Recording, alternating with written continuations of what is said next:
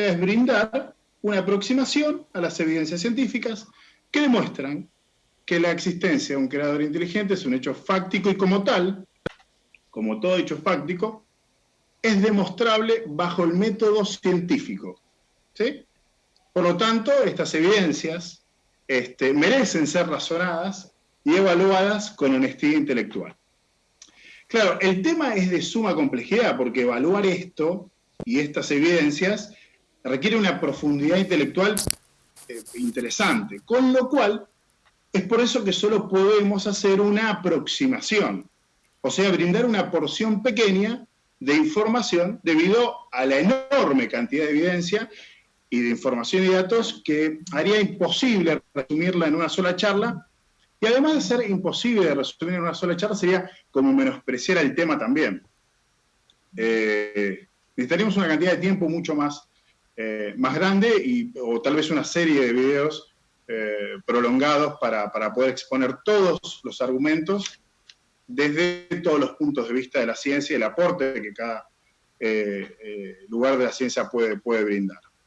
Ahora, yo tengo un desafío para empezar. El desafío es para aquellos que nos están mirando ahora, o que nos mirarán cuando el video se grabe, y es para aquellos que no creen que el mundo o el universo haya sido creado por una mente inteligente. El primer desafío es para ellos. El desafío es el siguiente. Si yo les presentara evidencia científica que demuestra la existencia de un creador, ¿estarían dispuestos a considerarla? O sea, si yo presento evidencia científica, ¿serían intelectualmente honestos con ustedes mismos para analizarla? A ver, porque muchas veces uno no tiene el deseo siquiera de evaluar lo que cree. Pero ese es mi desafío, que te quedes en esta charla porque te vamos a brindar información que si te interesa, la vas a poder evaluar y contrastar con lo que vos crees. Ahora, el segundo desafío es para aquellos que ya creen que el universo y la vida y la realidad fue creado por un agente inteligente. Que me dice, mira, yo creo que esto fue creado por una mente inteligente y no necesito evidencias. Bueno, el punto está que la fe es mejor sostenerla con conocimiento intelectual y no con emociones. La emoción está muy bien porque es un combustible que te lleva, que te motiva, que te hace trasladarte hacia un objetivo. Pero la evidencia hace que tu culto sea un culto racional y que cuando alguien te pida alguna razón de tu fe, pues la puedes dar con evidencia y conocimiento. Claro, es válido entonces preguntarnos lo siguiente. Lo que creemos hasta este punto, hasta esta noche, ¿lo creemos porque analizamos el tema con profundidad? ¿O lo creemos porque alguien nos lo dijo? ¿O porque nos criaron con esa creencia? El desafío que planteo en esta charla es el siguiente, es evaluar las evidencias y juzgar lo que creemos. Porque si realmente lo que pensamos y creemos sobre la existencia de la vida es verdad, la verdad resiste todo análisis. Resiste todo análisis. En lo personal, la verdad que a veces me cuesta aceptar y comprender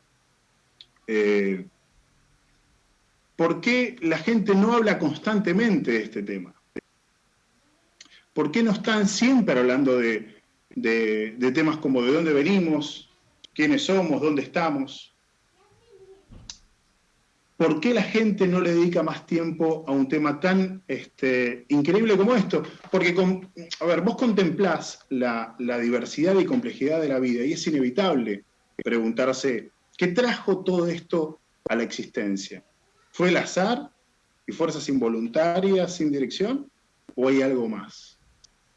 ¿Hay un propósito, un plan, un designio? ¿O es todo casualidad? ¿Y cómo podríamos determinar que algo fue hecho por una mente inteligente? O sea, ¿cómo puedo yo determinar que algo fue hecho por una mente inteligente? ¿Cuáles son los rasgos que nos permiten reconocer inteligencia en nuestro medio ambiente, en nuestro entorno? Nosotros podemos llegar a la conclusión de que algo fue creado por una mente inteligente cuando vemos que en ese algo hay signos de diseño. O sea, llegamos a la conclusión de que es creado por un diseño inteligente cuando encontramos en el objeto que analizamos información que lo creó. Vamos a ir despacito, ¿sí? Por lo tanto, la información que yo encuentro dentro del objeto que analizo, ¿sí?, es lo que me demuestra que hay diseño.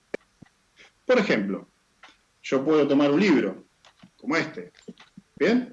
Y puedo pensar que esto surgió de la nada. Pero luego, cuando lo analizo, encuentro información dentro de él. Esta información es lo que me demuestra que fue creado por una mente inteligente. Claro, acá debemos hacer un parate. Porque si es la información lo que me demuestra que un algo es creado por una mente inteligente, entonces primero tenemos que evaluar y saber qué es la información. Porque es la información, y entender qué es la información, la clave de el reconocimiento del diseño inteligente. Bueno, ¿qué es la información? Podemos decir que la información es un conjunto organizado, ¿sí?, de datos, es un conjunto organizado de forma adecuada, de datos que constituyen un mensaje, ¿sí? Que constituyen un mensaje. Este mensaje modifica con sentido, con propósito, a quien lo recibe. Algunos me podrán decir, che, José, no entiendo nada de lo que me estás diciendo.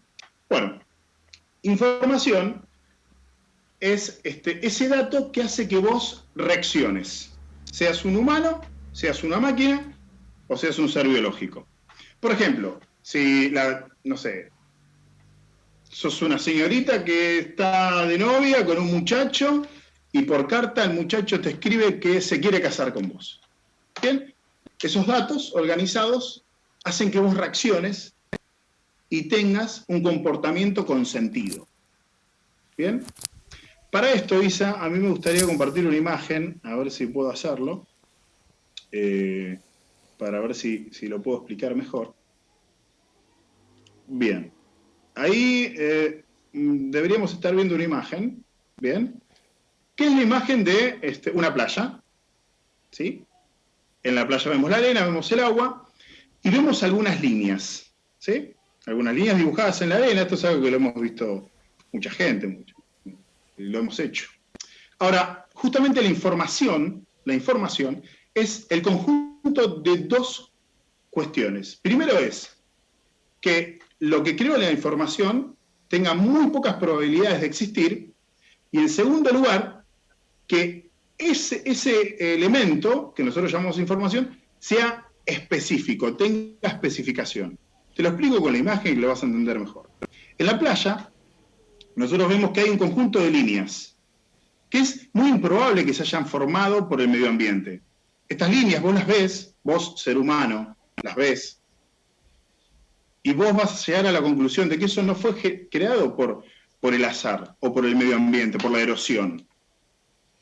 Además de eso, le sumás el hecho de que esas líneas tienen una especificación. O sea, para vos, cada línea conforma un dato en sí mismo. Y sin siquiera hacer eso un lenguaje formal, vos sacás de ahí información. Lo mismo sucede si yo les muestro, por ejemplo, otra imagen, ¿bien? Otra imagen como, por ejemplo, la siguiente. ¿Bien? Estos son jeroglíficos. La anterior, vos y yo, seguramente, no solamente detectamos que había información en la playa, sino además la pudimos traducir. Entonces vos me decís, bueno, yo sé que es información porque, obvio, no se hizo al azar, es obvio, pero además yo entiendo lo que dice el lenguaje. Ah, ¿sí? Bien. Te muestro los jeroglíficos.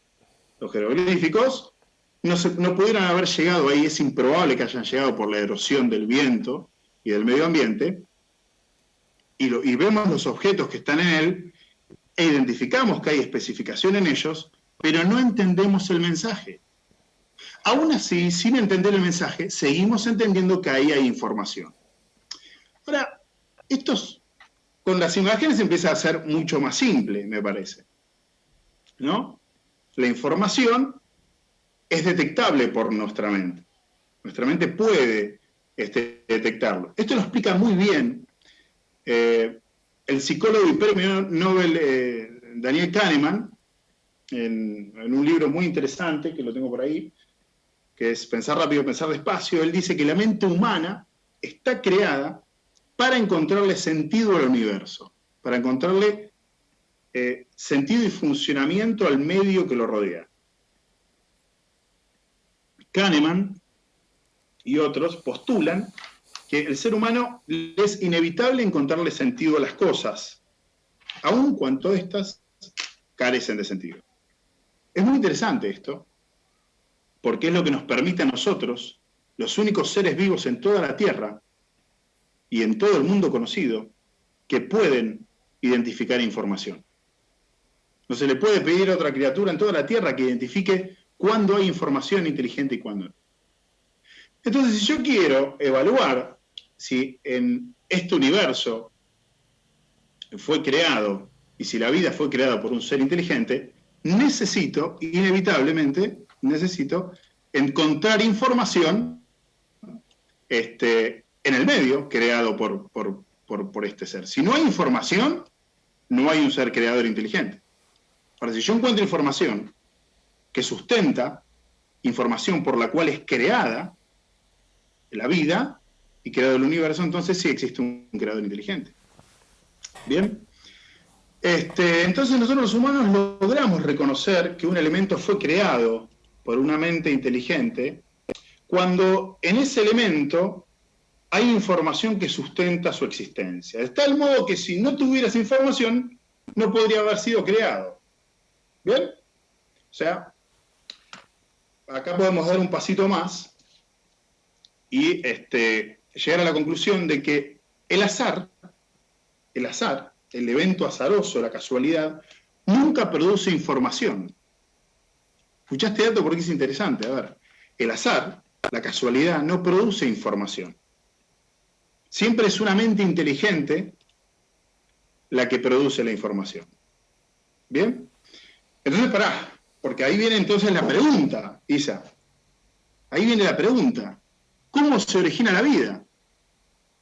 ¿Y cómo responde la ciencia a esto?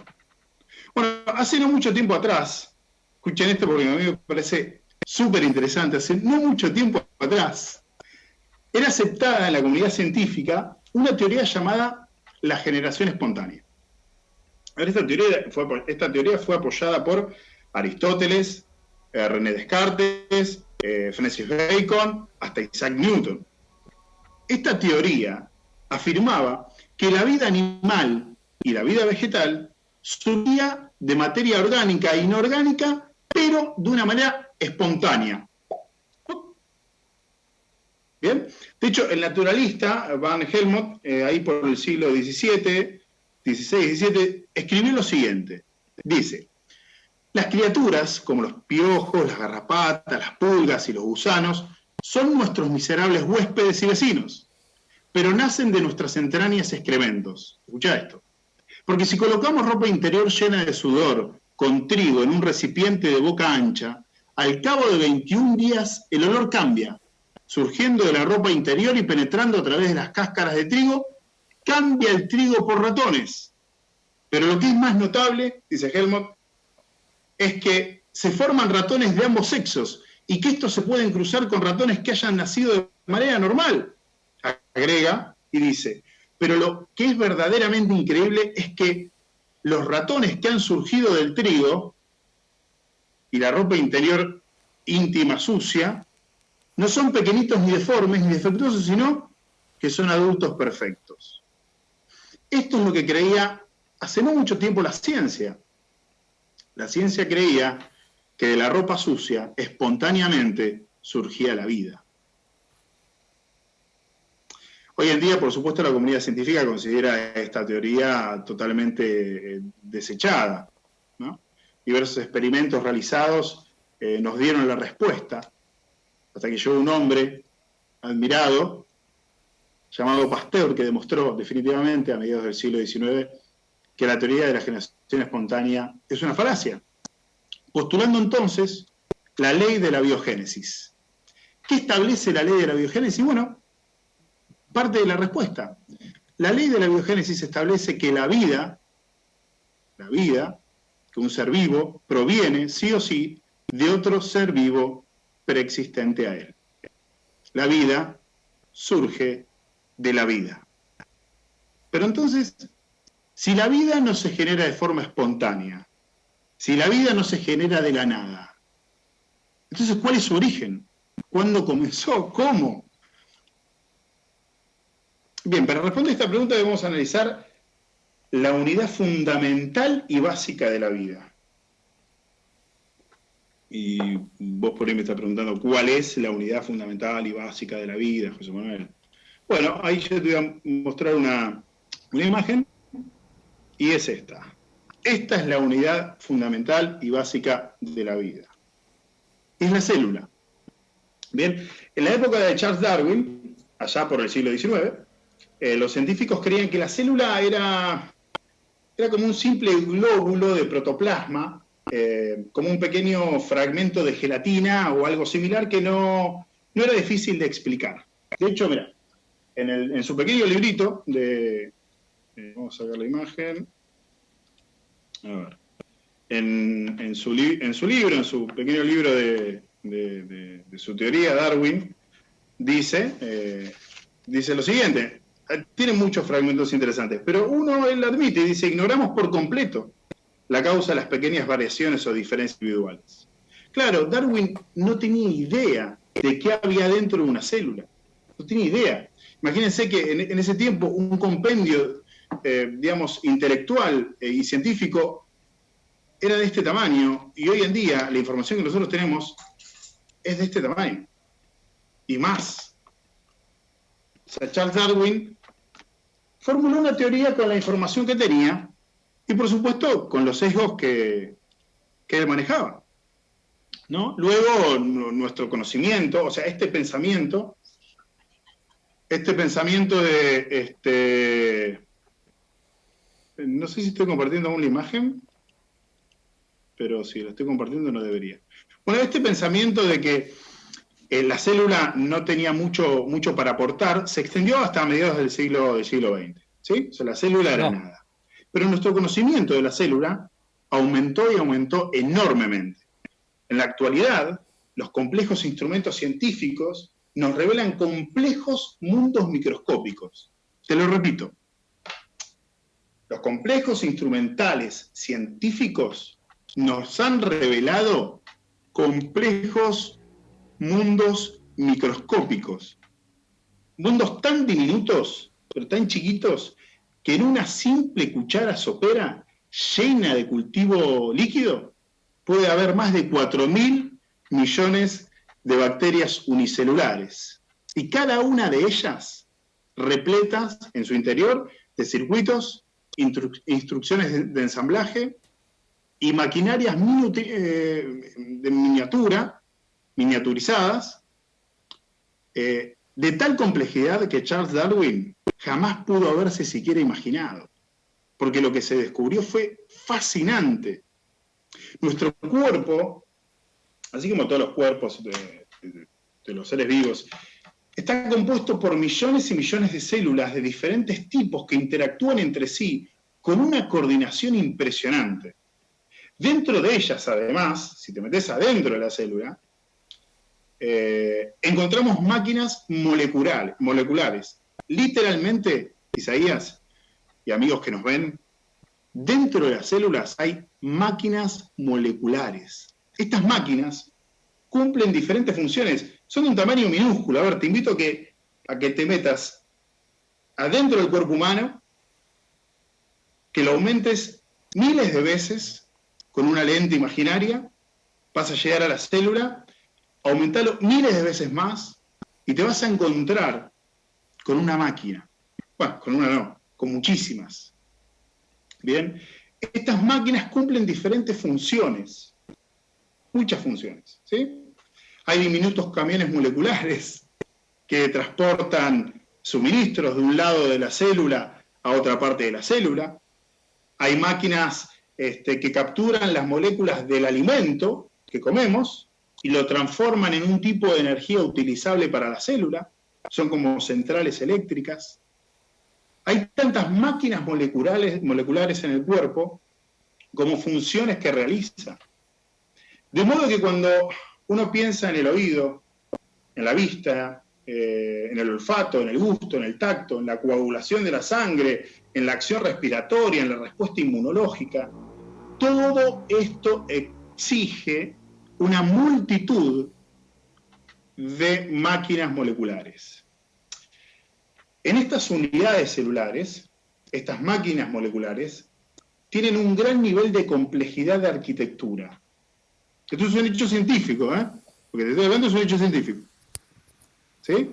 Su construcción se basa en el ensamblaje de algo que hemos llamado aminoácidos. Imagínate los aminoácidos como si fuesen, que son las unidades básicas, como si fuesen los ladrillos de una pared, o las piezas de un rompecabezas, o las piezas de un motor, ¿sí? Y son los que permiten el ensamblaje y la conformación de estas máquinas moleculares que conforman y terminan generando la célula. El conjunto de células van a generar los órganos y los órganos te van a generar la voz. ¿Me siguen? ¿Bien? Bien. Ahora, ¿cómo hacemos para construir estas máquinas moleculares, súper pequeñas, nanos? ¿Cómo hacemos para construirlas? Bueno, para construir las máquinas celulares y las células mismas se requiere de un manual de instrucciones. Este manual de instrucciones tiene la información que permite que se creen las máquinas celulares y se formen las células.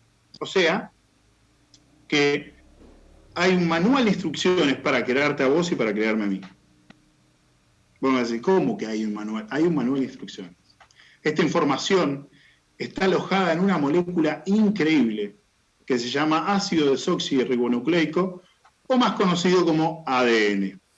Y yo me traje algunos libritos acá, como Anatomía y Fisiología de Patton, en la 8ª edición. En la página 103, nosotros podemos chusmear qué nos dice la ciencia acerca del ADN. Y dice, el crecimiento celular se sustenta en la utilización de la información genética contenida en el ADN para fabricar las proteínas estructurales y funcionales necesarias para la supervivencia de la célula. ¿Bien? La reproducción celular garantiza la transmisión de esta información de una generación de células a la siguiente y de una generación de organismos al siguiente. Escucha esto porque es tremendo. Cualquier error en esta información y en estos procesos puede originar trastornos genéticos de consecuencias mortales, cáncer y otras enfermedades. Dice más abajo que es un código maestro contenido en la célula. Es un código maestro, así lo llama la ciencia. Si nos fuésemos, si salimos de anatomía y fisiología y nos vamos a bioquímica, vamos a leer en bioquímica, en el capítulo 4 del libro de Bioquímica de Conceptos Esenciales de Feucci, vemos el capítulo 4 que se llama El flujo de la información genética. No solamente nos va a explicar que hay información, sino cómo esta información fluye. Y dice esto, escucha, te robo esto y seguimos. El material genético de un organismo constituye su genoma. Se trata de un conjunto único y completo de información genética. Claro, hemos encontrado información. El físico y biólogo molecular y neurocientífico, ganador del premio Nobel, Francis Crick, que recibió el premio Nobel de Medicina en 1962 por sus descubrimientos concernientes a la estructura molecular del ácido desoxirribonucleico, o sea, del ADN, y su importancia para la transferencia de información en la materia viva, Bien, o sea, Francis Crick recibe un premio Nobel, junto con otros colegas, por haber descubierto la transferencia de información en la materia viva. Él dijo lo siguiente, él dijo que los biólogos constantemente tienen que esforzarse por recordar que lo que ven no fue diseñado, sino que evolucionó. ¿Por qué? Porque la evidencia científica reclama diseño, porque hay información en la creación y en la vida.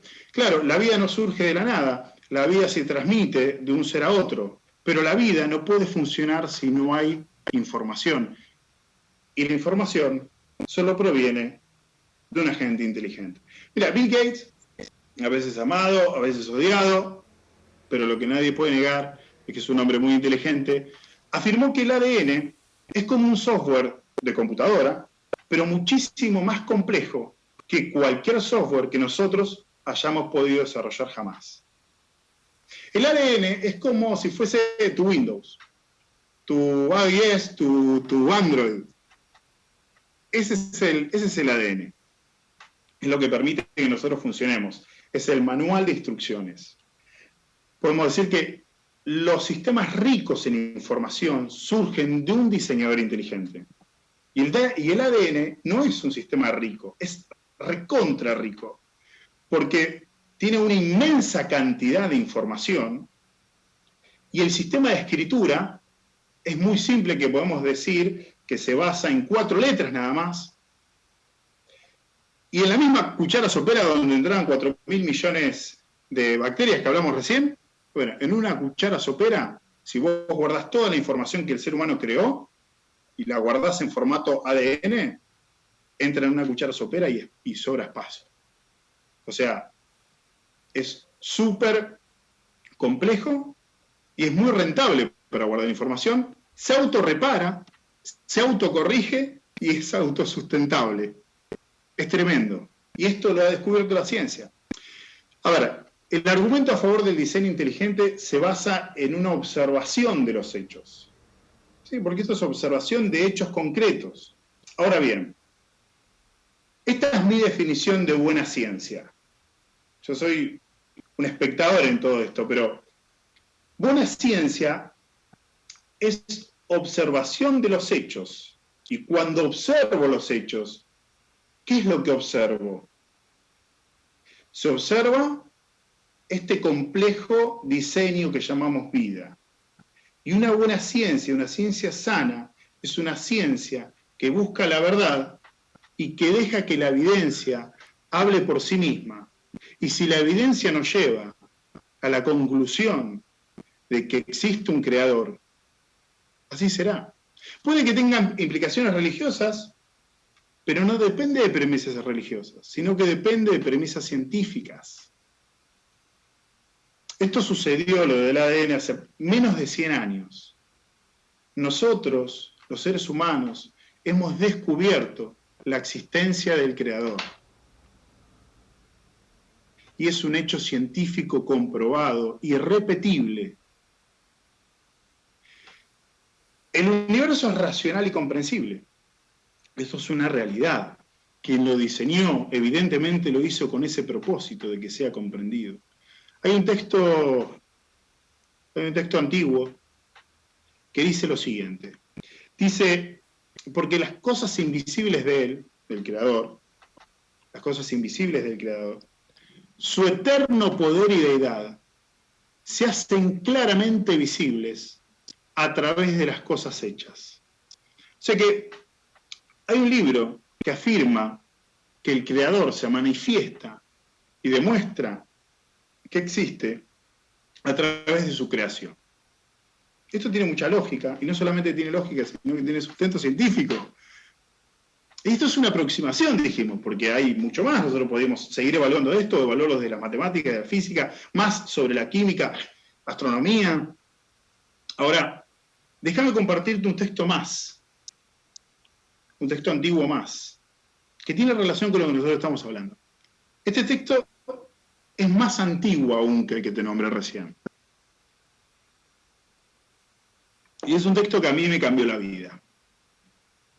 Es un texto que fue escrito hace más de 3.000 años. Hace 3.000 años no teníamos la ciencia que tenemos hoy.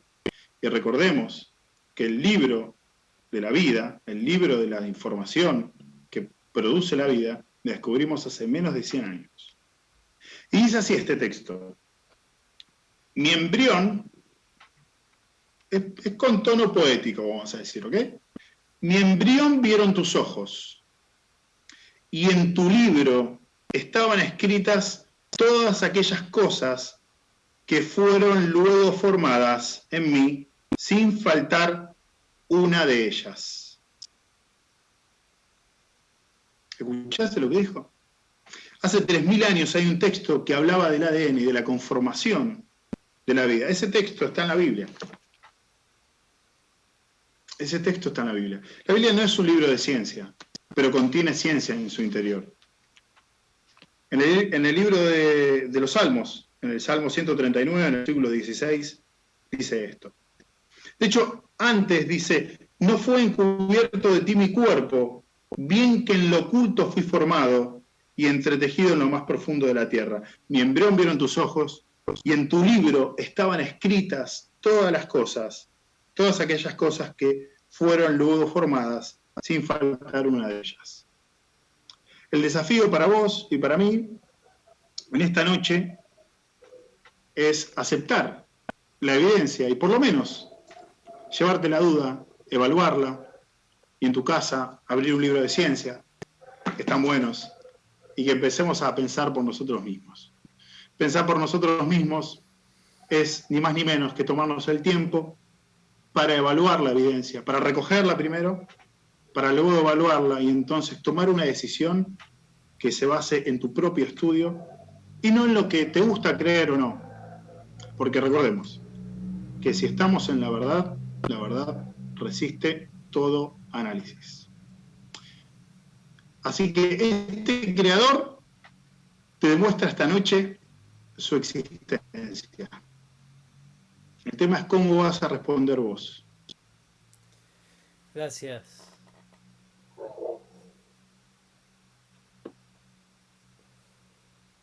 Gracias, José. Tremendo, tremendo lo que nos compartiste. Realmente muy profundo, contundente, diría yo, y por momentos yo creo que fue revelador realmente, ¿no? Y justamente yo me quedaba con esa última palabra que vos decías acerca de la verdad. Hay justamente también un texto muy antiguo que dice que la verdad nos hará libres, ¿no? Lo único que nos puede hacer libres es la verdad. Y justamente mientras vos recordabas un pasaje también de las Escrituras, creo que está en Romanos 1:20, que dice: porque las cosas invisibles de Él, su eterno poder y deidad, se hacen claramente visibles desde la creación del mundo, siendo entendidas por medio de las cosas hechas. De modo que no tienen excusa. O sea que acá claramente queda sentado que realmente Dios tiene la intención, tiene el deseo de manifestarse al ser humano.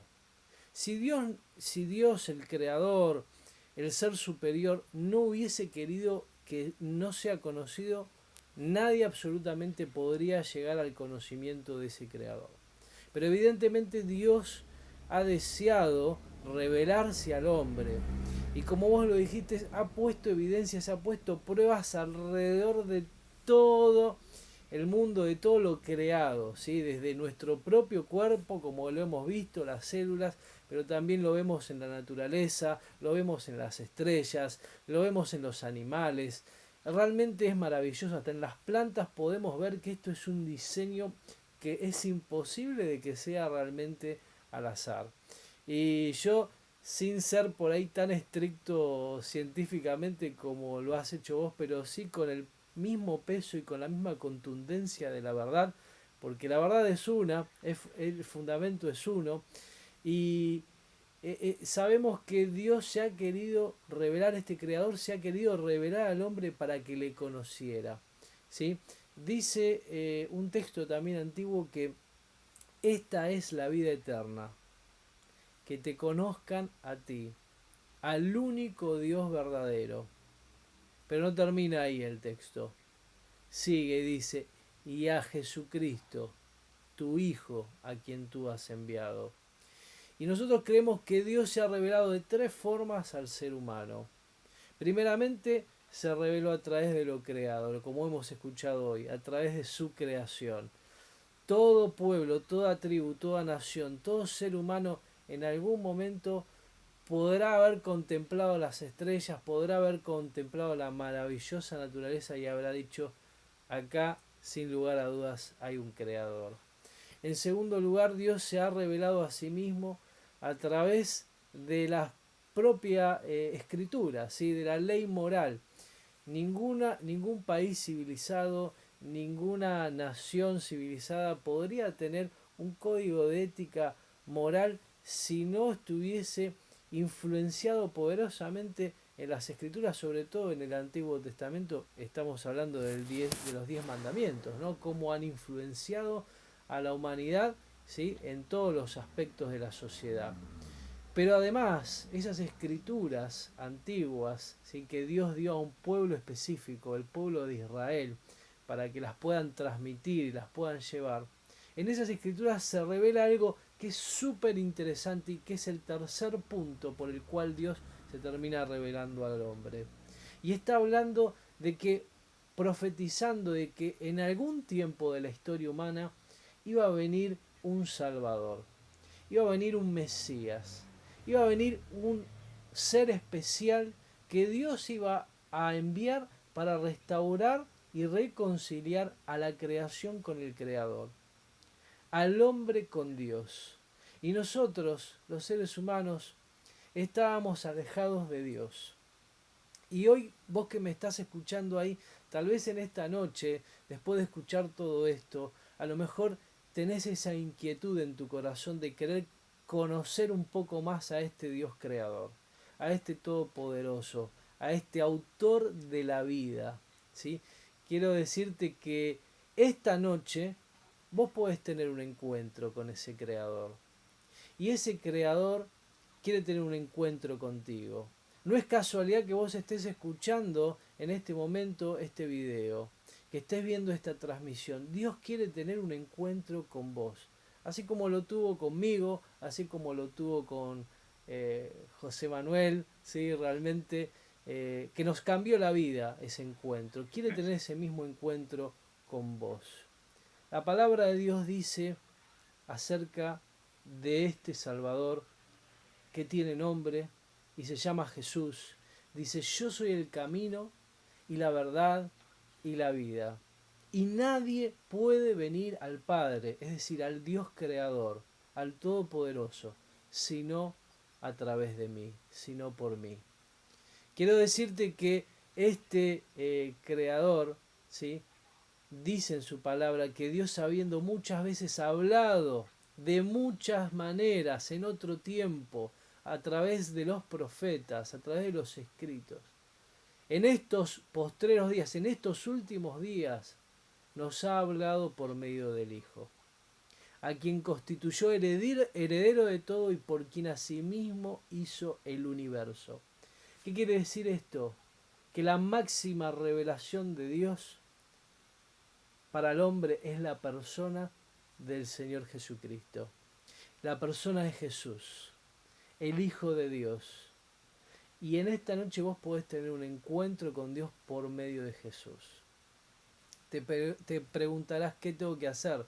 Yo ya escuché de Jesús, yo ya, a lo mejor alguna vez fuiste a alguna iglesia, a lo mejor alguna vez alguien te contó acerca de Jesús, pero no se trata de conocer intelectualmente. Se trata de una tríada perfecta, se trata de entender, de guardar en el corazón, de abrir el corazón y de rendir tu voluntad. Mente, corazón, alma y voluntad rendida. Si hoy vos realmente estás deseando conocer a ese Dios creador, al que te hizo a vos, al que te da la vida, al que te guarda, al que te sustenta y al que quiere tener un encuentro contigo para darte vida, no solamente ahora, sino por toda la eternidad, lo que tenés que hacer es acercarte a Jesucristo y decirle: reconozco que estuve muy alejado de ti todo este tiempo, que fallé muchas veces, que cometí errores, que pequé, que mentí, que engañé, que me peleé, que hice tantas cosas que tal vez nadie sabe, solamente vos. Yo un día hice esta misma oración y le dije a Dios: Dios, me doy cuenta que no puedo vivir más así. Quiero una nueva vida. Quiero que me cambies. Quiero conocerte verdaderamente. Quiero saber quién es el Creador. Y un día le rendí mi corazón a Dios. Y a partir de ahí hubo un cambio totalmente. Una transformación. Y esto está disponible para vos en esta noche. Si vos realmente deseas en tu corazón tener un encuentro con Dios, yo te pido que ahí donde estés, cerra tus ojos y concéntrate. Vamos a hablar con Dios y vamos a hacer una muy sencilla oración, pero que puede cambiar tu vida para siempre. Decile ahí donde estás. Decile ahí donde estás: Señor, te necesito.